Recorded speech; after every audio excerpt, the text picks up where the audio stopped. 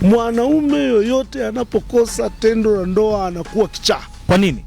Anakuwa kichaa kwa sababu tendo la ndoa linashusha ile tunaita dopamine, kemikali ya dopamine ambayo inamfanya mtu awe na furaha. Mtu akifurahi hawezi kufanya ukatili. Mtu akiwa na furaha hawezi kuwa mbishi. Mtu akiwa na furaha hawezi kushindwa kuonyesha upendo. Hivi wewe unapohama chumba, wewe unapogeukia kule, unapoonyesha kwamba eti kwa sababu alichelewa kutoa hela mboga basi hii sikupi, unapomnyima kile kitendo, maana yake ni kwamba umemfanya awe na hasira. Inatoka kemikali ya cortisol ambayo inaenda inamfanya anakuwa na hasira. Utapigwa, utafanywa ukatili, utauawa. Kwa hiyo wanawake hawa wanapaswa kutoa tendo la ndoa. Kama unasema una hisia, weka hapo, mtu yeye ashughulike nayo, alafu aendelee, mwekee. Kwani hisia wewe, nani asubiri hisia zako bwana? Sisi hatuna haja na hisia zako. Sisi tunataka hiyo kitu, niwekee hapo. Mimi nihangaike nao, nikimaliza basi wewe utasubiri siku ukiwa na hisia utakuja. Ila mimi ninapohitaji niipate.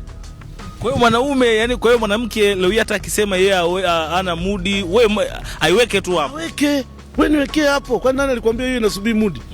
Na kibaya zaidi, wanawake wengi sana ile kitu wao hawaipendi. Ila sisi wenzao tunaipenda. Yani ya kwao alafu hawaipendi, sisi tunaipenda, watuwekee. Kwa kawaida unampa mtu kitu anachotaka. Ukiwa unampa tena na tena mume wako, unampa mara kwa mara, utakuta kwamba haangaiki nje, kwa sababu muda wote anakuwa anaipata.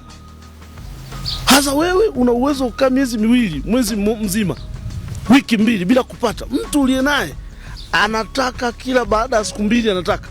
Wewe humpi, afu unataka asitoke nje. Unataka asihangaike.